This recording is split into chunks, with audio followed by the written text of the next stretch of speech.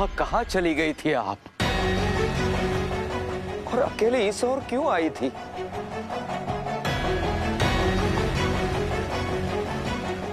माँ आप कुछ बोलती।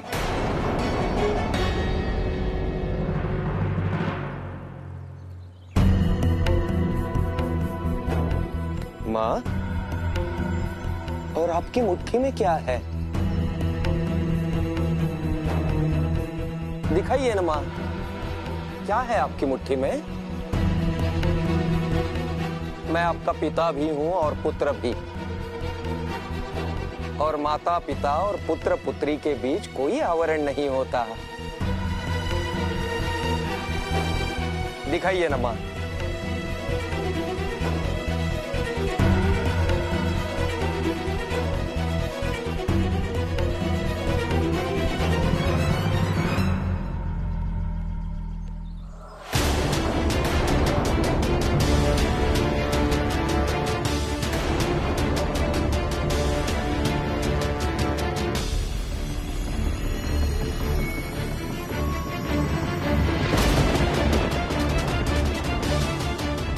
रुद्राक्ष,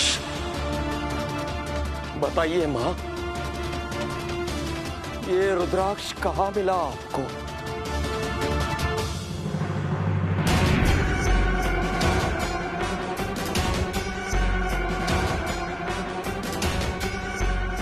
अच्छा अवसर है, इस बार असफल होकर नहीं लौटूंगा।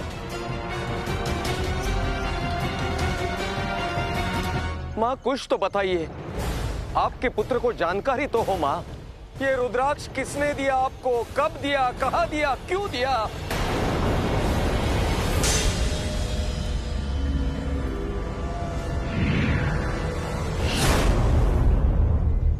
प्रणाम ऋषिवर। प्रणाम देवी कात्यायनी। इस इंद्र को भी अभी प्रकट होना था। मेरे अवसर को निगलने के लिए अभी कुछ करूंगा तो सब सतर्क हो जाएंगे। अब मुझे किसी और अवसर की प्रतीक्षा करनी होगी। कहिए देवराज, इस वन में कैसे आना हुआ? ऋषिवर, आपसे एक अनुरोध करने आया हूं।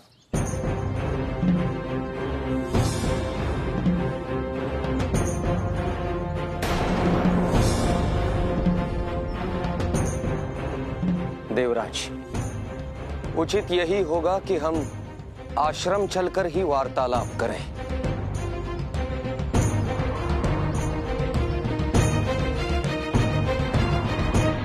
ऋषिवर, शिव को लेके मेरा मन बहुत व्याकुल हो रहा है। मन को शांत रखिए देवी। आज तक ऐसा कभी हुआ है कि आपका शिव किसी कार्य को करने के लिए घर से बाहर निकला हो और उस कार्य को पूरा कर लेने के उपरांत सकुशल घर न लौटा हो? धीरज रखिए, आता ही होगा। नहीं ऋषिवर, मुझसे भूल हो गई है। मैंने शिव को व्यर्थ ही भेज दिया। बिना ब्रह्म कमल के पूजा कर लेती। मोर, जी माता। शिव ने तुझसे क्या कहा था कि वो उत्तर पूर्व दिशा में जा रहा है ना? जी माता, शिव ने ध्यान में देखकर यही बताया था कि ब्रह्मा कमल उत्तर पूर्व दिशा की घाटियों में है, और यह भी कहा था कि पुष्प लेकर शीघ्र लौटेगा, नहीं तो माता की पूजा में विलम्ब हो जाएगा। परंतु आप विलम्ब क्यों कर रहा है वो? माँ,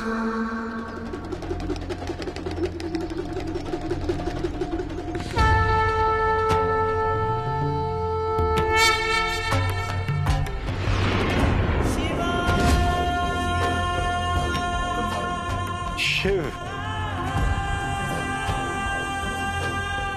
मैं आ गया माँ। आपकी पूजा में अब विलम्ब नहीं होगा।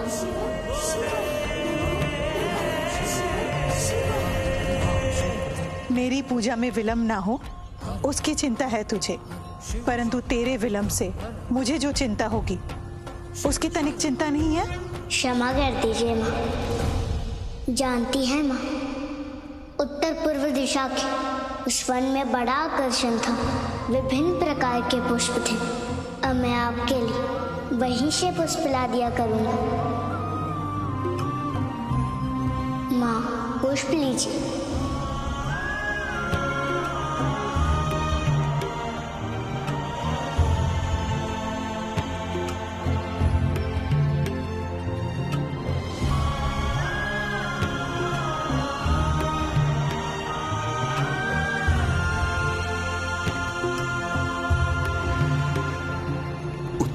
दिशा। इसका अर्थ प्रभु अनायास ऋषि कात्यायन के आश्रम की ओर चले गए थे, जहां माता कात्यायनी के रूप में विद्यमान है। कितना ही सुखद संयोग है ये प्रभु। अब निश्चय ही भविष्य में आप दोनों की बाल लीला का नया अध्याय आरंभ होने वाला है।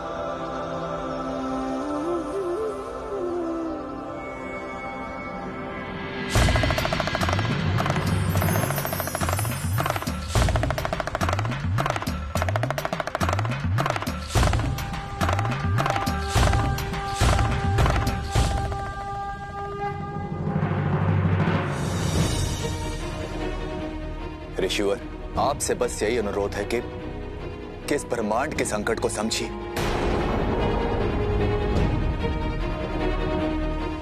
महादेव और आदिशक्ति दोनों ही स्मृतिहीन और शक्तिहीन हो चुके हैं, और ऐसे में असुरी शक्तियां शांत नहीं बैठेंगी, अवश्य ही इस अवसर का लाभ उठाने का प्रयास करेंगी।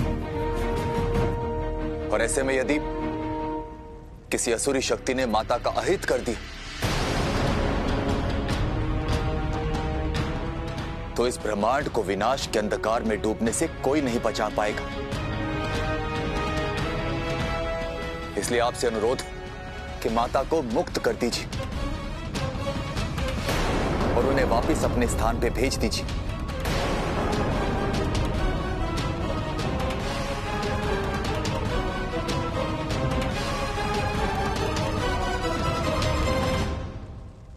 मत भूलिए देवराज, जिस आदिशक्ति पर आसुरी संकट की बात आप कर रहे हैं वो इस ब्रह्मांड की सर्वोच्च शक्ति है, जिन्होंने इस ब्रह्मांड की रचना की है। उस सर्वशक्तिमान पर संकट आने की आशंका जता रहे हैं आप।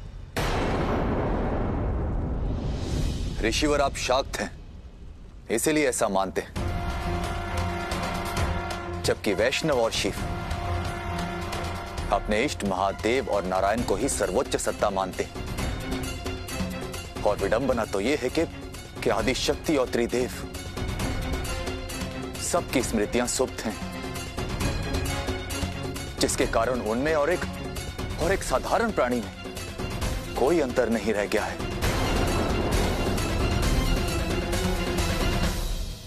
जाइए, जाकर त्रिदेवों की स्मृति और शक्तियां जागृत कर सामान्य और असामान्य के बीच का अंतर मिटा दीजिए और बचा लीजिए इस ब्रह्मांड को।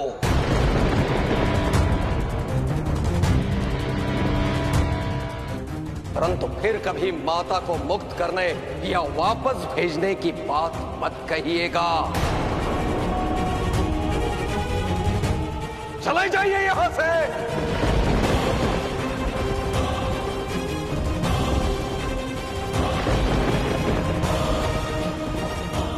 ठीक है ऋषिवर, हम यहां से जा रहे हैं, किंतु एक बात स्मरण रखिएगा, जब बाल शिव आएंगे माता कात्यायनी को वापस ले जाने के लिए, तो आप उन्हें रोक नहीं पाएंगे।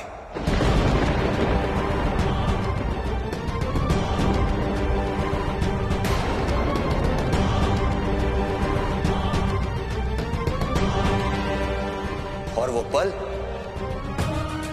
पल शीघ्र आएगा।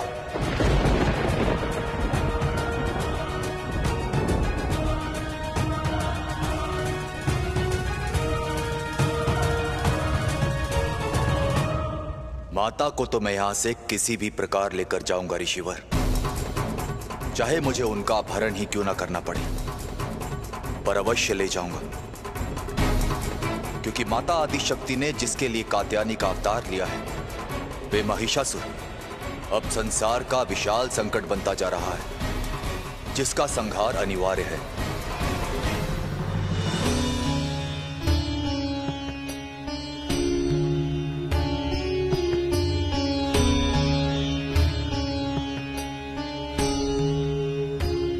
मित्र शिव इतना शांत क्यों है? मुझे जलकर इस शांति का कारण जानना होगा।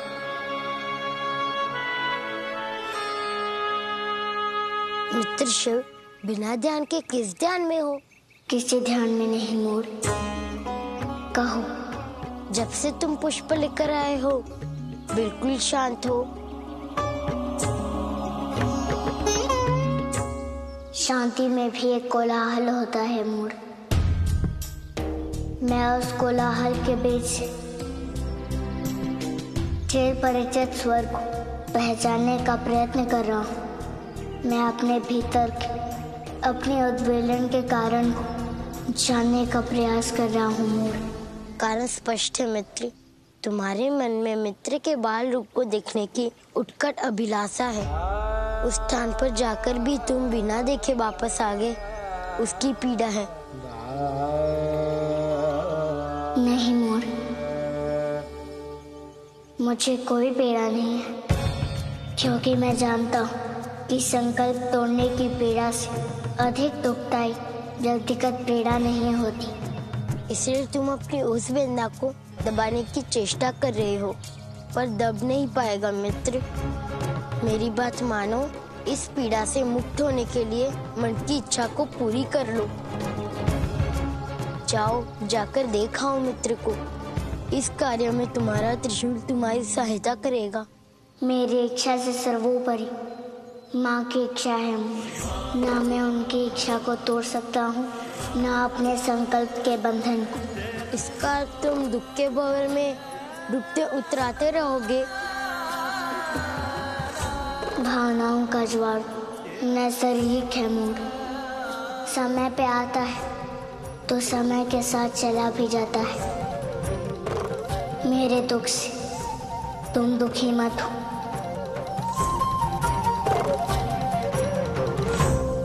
प्रभु तो सांसारिक सुख दुख, सांसारिक इच्छाओं से परे है। फिर आज प्रभु इतना विचलित क्यों है? कहीं ऐसा तो नहीं कि प्रभु का स्वरूप नहीं, ऐसा नहीं हो सकता। चाहे कुछ भी हो जाए, प्रभु का स्वरूप नहीं बदल सकता।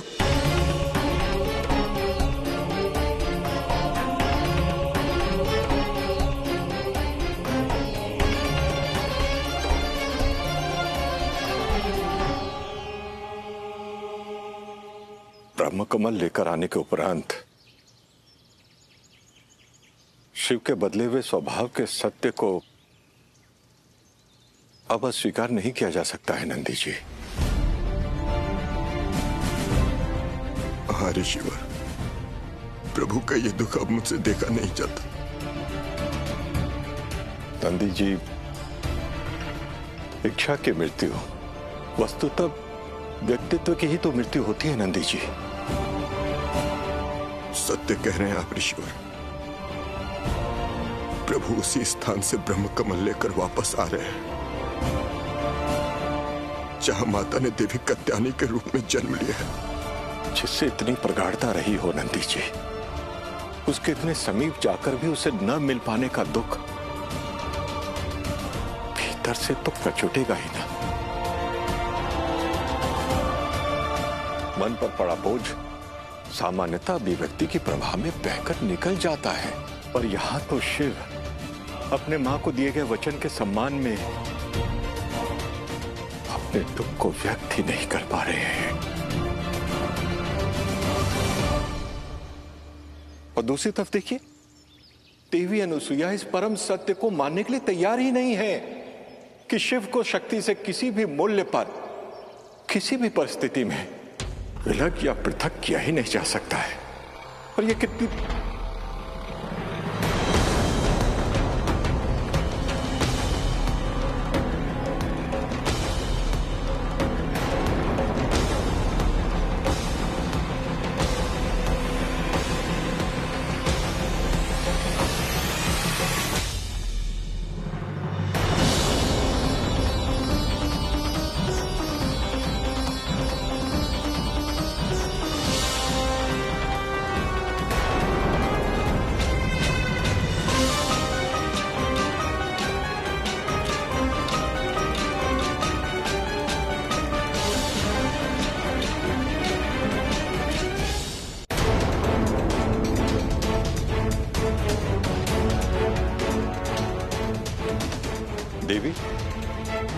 देवी, मैं और नंदी जी बाहर आप ही की बात कर रहे थे कि किस प्रकार मेरे पुत्र को मुझसे छीनने के षड्यंत्र में देवी पार्वती के साथ मिलकर उसे और जटिल और गहरा किया जाए। ऐसा क्यों कह रही हैं आप देवी? कौन छीनेगा आपसे आपका पुत्र देवी? आप छीनेंगे मेरे पुत्र को। आज मैं जान गई ऋषिवर, एक पुत्र को उसके मां से अलग करने के षड्यंत्र में पूरे संसार के साथ आप भी सम्मिलित हैं। मैं कभी आपके विरुद्ध नहीं रहा हूं। इसीलिए इतनी बड़ी बात बताना आपने आवश्यक नहीं समझा। जब मैं शिव को ब्रह्म कमल लेने भेज रही थी, आपने मुझे एक बार भी नहीं बताया कि जहां शिव जा रहा है वहीं देवी पार्वती बालिका बनकर छद्म रूप में घात लगा बैठी है मेरे शिव को मुझसे अलग करने के लिए। वो आदि शक्ति है देवी, इतना स्मरण तो रखिए। उनके लिए आपको इन शब्दों का प्रयोग नहीं करना चाहिए। और उन्हें ऐसे घृणित, तुच्छ और निम्न कोटि का कार्य करना चाहिए ऋषिवर। जब वो पार्वती बनकर मुझसे जीत ना सकी, मेरे पुत्र को, मेरे शिव को मुझसे अलग ना कर सकी, तो आप बाल रूप में छल करने आई हैं?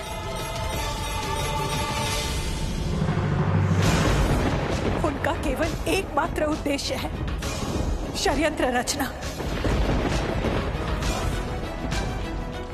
और इसी घातक उद्देश्य को पूरा करने के लिए वो कैलाश छोड़कर यहाँ आई है। पहले आकर एक आदर्श पड़ोसन बनी, जब उससे बात ना बनी, मेरे शिव को अपने संकेतों पे ना चला सकी, तब आदि शक्ति का रूप धारण कर मुझ पर प्रभाव जमाना चाहा। जब वो षड्यंत्र भी सफल नहीं हुआ, तो अब बालिका बन गई है।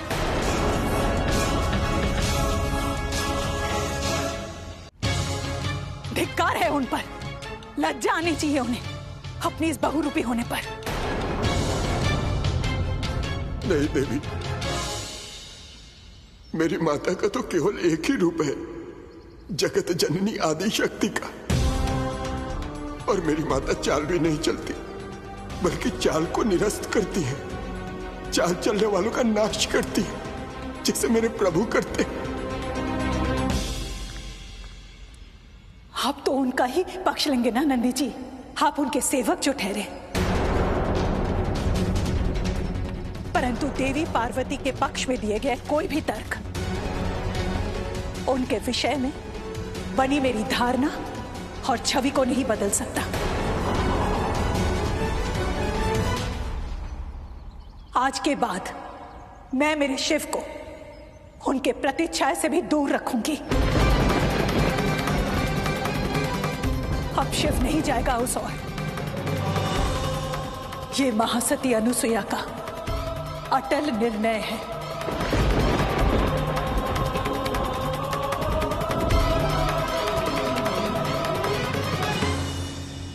जब आपने निर्णय कर ही लिया है देवी, तो ठीक है।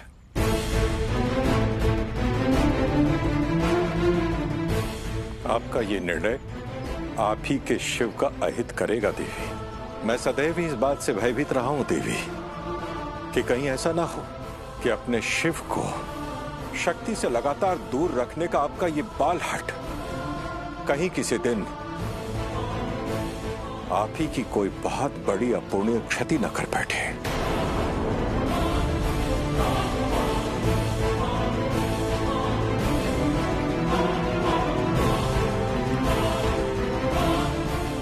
मेरी अपूर्णीय क्षति मेरे पुत्र का मुझसे विलग होना होगा ऋषिवर, पृथक होना होगा, जिसके प्रयास में सारा संसार लगा हुआ है।